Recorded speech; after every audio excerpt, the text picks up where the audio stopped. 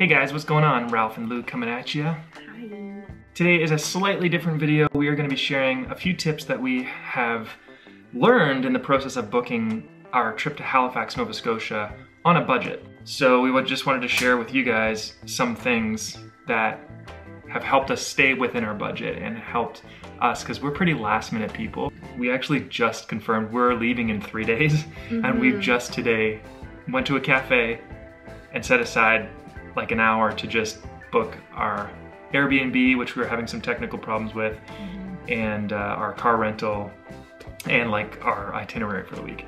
So we're last minute people, and this worked for us. It helped us stay within our budget, along with some saving tips. So yeah, that's basically what we wanted to share with you guys. So the first thing was being flexible with dates. Right. Originally when we were thinking of, we knew where we wanted to go. We had the destination, but we didn't, this was the end of the summer maybe? And we were thinking of going to Halifax either in September, and then we looked up online and found that October was cheaper. So definitely being flexible with your dates was something that was helpful to us. And there were really 3 apps that helped us in all of this planning. And the first one really applied with flexible dates. That's Kayak. And there's a ton of different apps out there. We haven't used them all, but these are the ones that have really helped us this time. And Kayak was the first one. And if you're flexible with dates, you can actually do a search for a destination, and it will show you little green dots in the calendar when they have the best flight deals. And so that's what we did. We just said, okay, well, at the end of October, we have some days that Lou can book off and I can book off, and that's gonna be the least expensive. So we booked our flight deals through Kayak. I really liked the way that that was set up. Yeah, and you can set up email notifications, which is really cool. And round trip, we ended up getting both of our flights from Toronto to Halifax for just over $500. Yeah. Which is pretty great. That's pretty awesome. And it saves us a ton of time in travel because we don't have to drive. So Kayak, be flexible with your dates. That's a really helpful one. Yeah. And they also have a really cool feature on Kayak that's just, I'm feeling adventurous, and you can search for like wherever. You could just pick a random location in a random budget. Do you want me to kill that spider? So yeah, be flexible with your dates and check out Kayak. Cha-ching! Point number 2. Hotels can be expensive. Hotels like often are expensive. Minimum $100 typically. And so we're staying for, is 4 nights total? Yeah. Saturday, Sunday, Monday, Tuesday. 4 nights. We found an Airbnb for $75 a night. You can get cheaper. I've seen Airbnbs for like $30. But it depends how close you want to be to the city. We also wanted this trip to be a little bit of a vacation, so we opted in for like a private basement area, which tends to be a little more expensive when you have private areas versus shared spaces. Yeah, so I kind of liked that idea. So we ended up getting, did I say that it was $75 a night? Yeah. Yeah, so, and it is a private basement area, which is nice. And the couple seems really cool, so that's exciting. There you go. Maybe we'll make friends. Meet new friends. So if you're willing to sacrifice a little bit of privacy and a little bit of like sharing some space, you can save on that.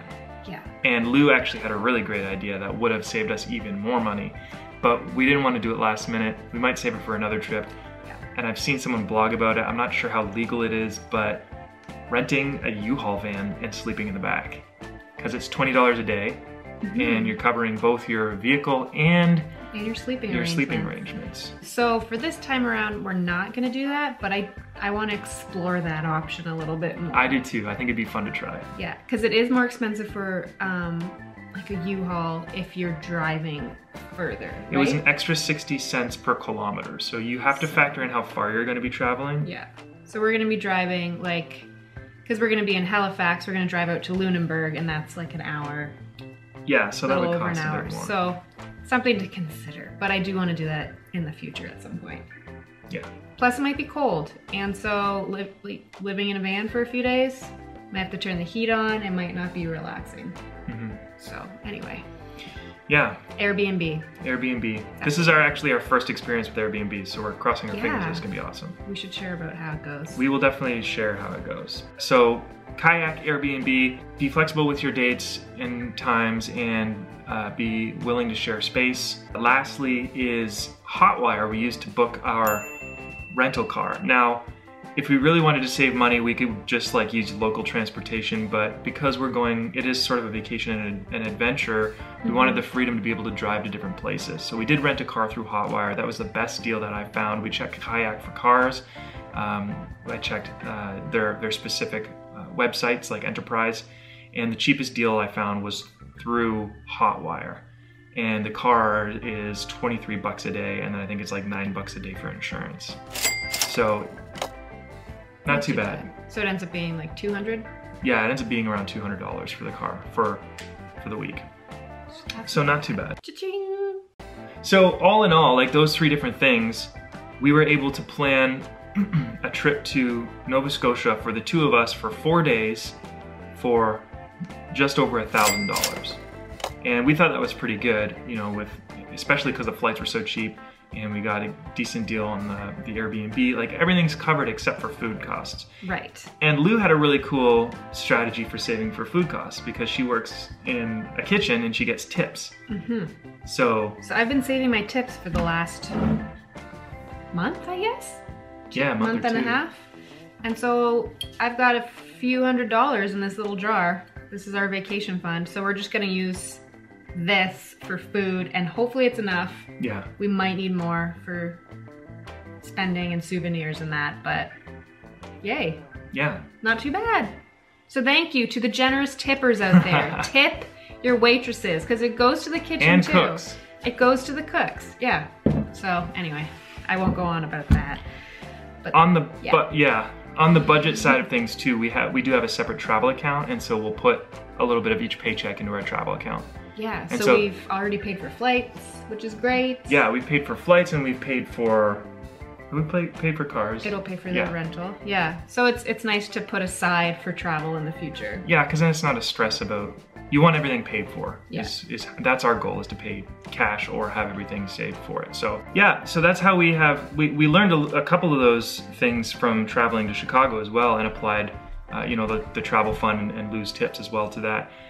But we felt a little more organized, I think. Even though it was last minute, we felt a little more strategic with how we were planning this trip, and hopefully with each subsequent trip that we do, which we're planning on doing more of, we'll get better and we'll be able to share more advice with you guys.